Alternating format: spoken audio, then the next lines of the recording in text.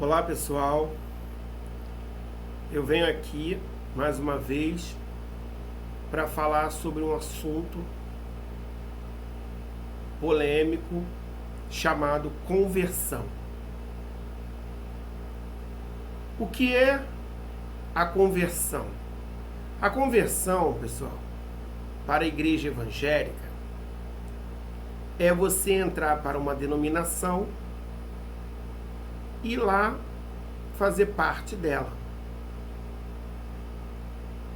Sendo que dentro desta denominação, a primeira coisa que você vai aprender é a doutrina desta igreja. A segunda coisa são as regras de comportamento, porque cada uma delas tem um determinado comportamento. E a terceira é dar o dízimo e depois se batizar. Lembrando que o dízimo você já pode começar a dar antes de qualquer coisa que você ainda não tenha aprendido dentro desta tal igreja. Não importando nem mesmo se você ainda não foi batizado. E então, depois eles começam a te pressionar, né? A batizar depois, para que seus pecados sejam perdoados. Mas na verdade é uma forma de você fazer um pacto com eles. De que ali você foi batizado, portanto, dali você não deve sair. Pronto, você já está enlaçado. Entrou para a igreja, aprendeu a doutrina, aprendeu como se comportar lá dentro, depois passou a ser um dizimista e também depois se batizou. Logo, você já está enlaçado. Porque se você foi batizado ali, provavelmente você não vai querer sair daquela igreja ali, que é o que acontece com a maioria. A maioria tem aquele orgulho de dizer: eu fui batizado na igreja tal, tal, tal. Eu faço parte desta igreja. Dali não saio, dali ninguém me tira.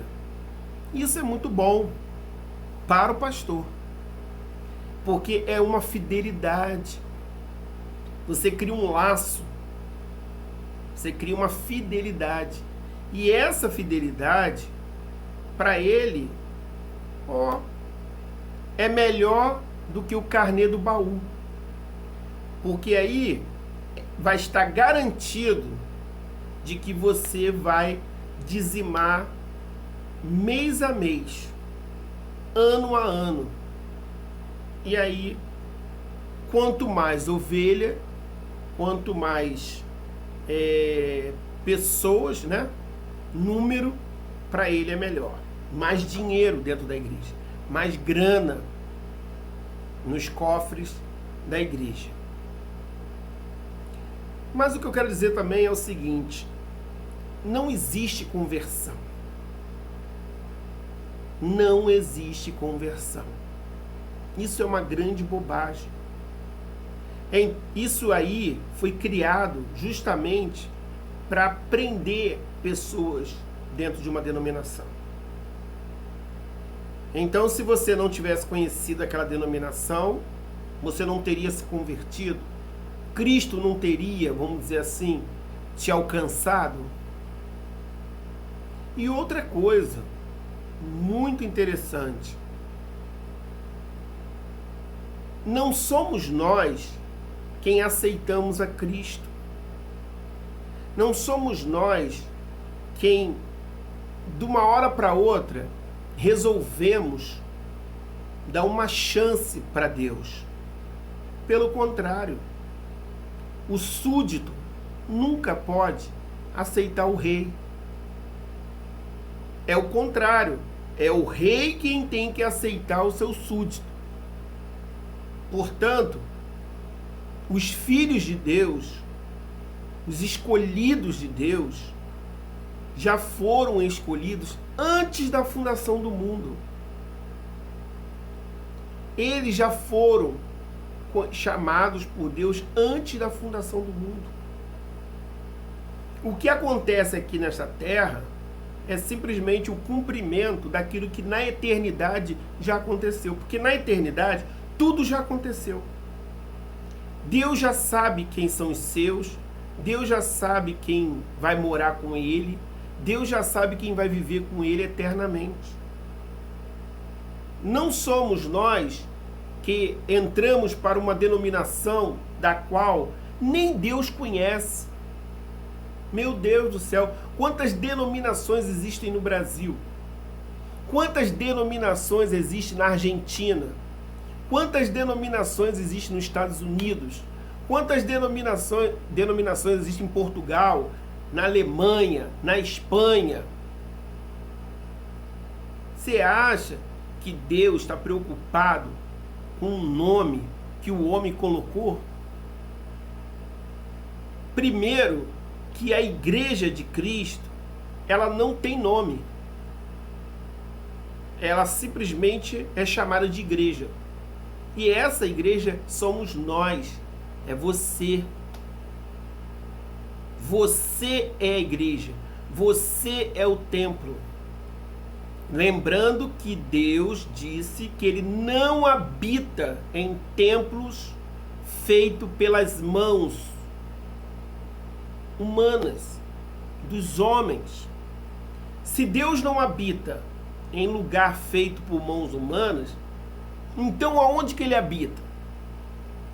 Ele habita em nós. Ele habita no nosso espírito. Deus é um espírito conosco. Ele é um só espírito conosco. Portanto, a habitação de Deus está dentro de cada um de nós. Aonde quer que estejamos, onde quer que vamos, Deus está conosco. Eu sei que há pessoas que vão dizer: ah, mas quando nós estamos reunidos, juntos, como igreja, veja bem, qual é o problema de estarmos reunidos juntos, como igreja? Nenhum. A questão não está aí. A questão é estar reunido para ensinar a verdade é uma coisa. Estar reunido para endossar as mentiras que já são contadas há anos, aí não tem como. Como eu posso estar unido com os irmãos debaixo de mentira sobre mentira? Não tem como. É simplesmente um encontro vazio, um encontro de palavras vazias, palavras que não fazem o menor sentido. Eu não posso estar dentro de um lugar onde o pastor quer me batizar quando que eu fui batizado na cruz. Há um só batismo, o batismo foi na cruz. Eu não posso estar dentro de um lugar onde o pastor me chama de pecador, porque eu não sou pecador. Eu sou um ser humano que erro. Todos nós somos seres humanos que erramos. Mas quem tem Deus, erra e se conserta. Quem tem Deus dentro de si, reconhece o seu erro e se conserta. Ah, mas eu conheço pessoas que não se consertam. Não é de Deus. Os filhos de Deus, eles têm o Espírito dentro dele que diz para ele aonde é que ele está errando, aonde é que ele deve se consertar. Quem não se conserta é porque realmente não tem nada a ver com Deus. Ah, eu conheço uma pessoa que morreu usando drogas. Ela não se amava, ela não conhecia Deus. Porque a pessoa que conhece a Deus não faz isso consigo mesmo, não se autodestrói. A gente tem falhas? Temos. Nós temos erro? Temos. Mas isso não é pecado. Pecado era a transgressão da lei de Moisés. O cara errava a lei de Moisés, ele incorria num pecado. Cristo aboliu a lei de Moisés na cruz. Pronto, o pecado acabou. Onde não há lei, não há mais pecado. O que nós fazemos hoje é outra coisa, é plantar e colher. Eu taco pedra na casa do meu vizinho, você quer que aconteça o quê? Ele vai bater aqui na minha porta, vai haver bate-boca, discussão, pode acontecer de a gente se embolar, e aí um puxa um revólver, outro... Entendeu? Plantar e colher, tudo tem consequência. Tudo tem consequência. Ah, mas eu traí a minha esposa. Traí 1, 2, 3, 4, 5, 6, ela não descobriu. Foi muito bem feito, ela não descobriu. Mas vai ter uma hora que ela vai descobrir. De alguma maneira ela vai descobrir. O universo vai conspirar para que você se dê mal. Porque você não pode dizer que essa lei de Deus não funciona. A lei de Deus funciona. Plantar e colher. Não é pecar. Não é pecar no sentido da lei, na época de Moisés. É no sentido de errar. Errar o alvo. Você errou o alvo, você precisa acertar o alvo. Você precisa andar na linha. Você precisa se consertar. Não significa que a gente vive... que a gente vai a vida toda acertar. Não, a gente vai errar, vai levantar, vai caminhar, vai errar, vai levantar, vai caminhar. A vida é assim. Agora, não existe esse negócio. Eu entro para uma igreja... Aí tem um negócio, aí eu digo assim, aceitei Jesus. Eu aceitei Jesus. Aí, o que acontece? Entra um negócio em mim e muda tudo dentro de mim. Isso é balela. Você muda seu comportamento. Você aprende a doutrina da igreja. Você aprende o que eles querem que você faça. Você começa a se sentir envergonhado porque as pessoas que estão lá dentro daquela igreja não falam palavrão e você falava. Aí você começa a se lapidar. Você bebia, ficava nos botiquinhos enchendo a cara, aí entra para aquela igreja e você fica, sabe? Isso não é legal. Você se conserta humanamente falando, mas não existe essa conversão. Essa conversão que eu passei a pertencer. Não. Quem é, quem não é, não é. Você simplesmente se moldou. Mas até quando? Até quando você vai viver essa santidade? 5 anos? 10 anos? Eu fiquei 20 anos na igreja e saí. Acho que 24 anos na igreja e saí. Saí. Dentro da igreja eu não falava palavrão. Hoje eu falo. Não falo toda hora, mas falo. A questão é que eu não fico me torturando. Olha, Deus vai me matar, Deus vai me crucificar porque eu falei um palavrão. Não, minha filha. Fica calma, tenha paz. Nós somos seres humanos. Nós não somos fantoches. Nós não somos um robô. Nós não fomos criados para viver numa fantasia, numa redoma de vidro. Nós somos o que somos. Deus ama quem Ele ama. Deus enviou o seu Filho por quem Ele ama.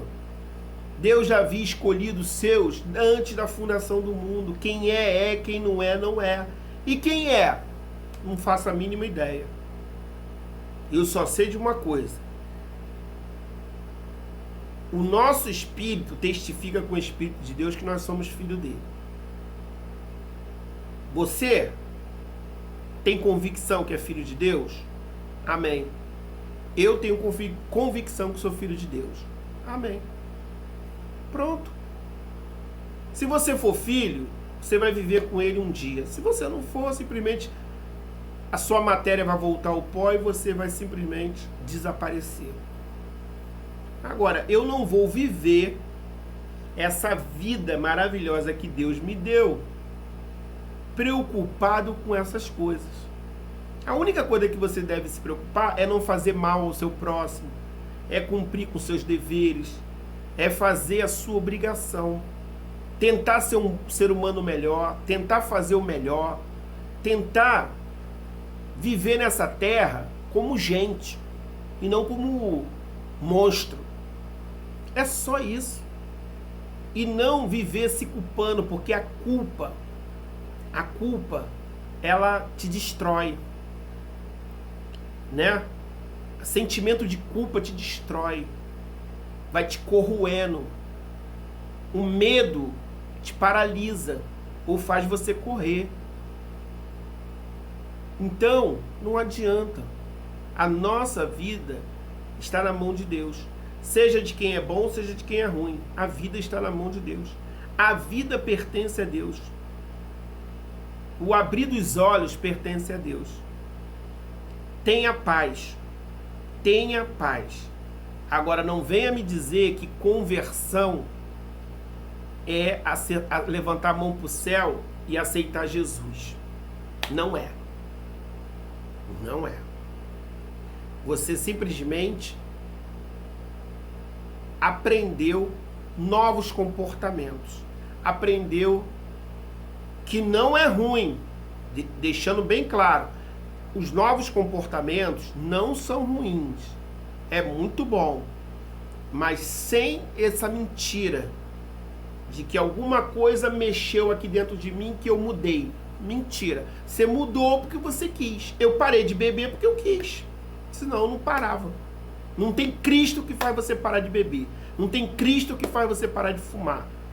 Você para se você quiser. Deus te deu a condição de você decidir se quer ou não parar com alguma coisa. Isso Ele te deu. Mas não venha me dizer que eu entrei para a igreja me mudou. Não, você simplesmente se enquadrou dentro de um comportamento. Você se enquadrou nos moldes da igreja. A igreja determina isso. A igreja, ela quer que seja assim. Então, você foi, se enquadrou e muito bem. Você diz que isso é conversão. Isso não é conversão.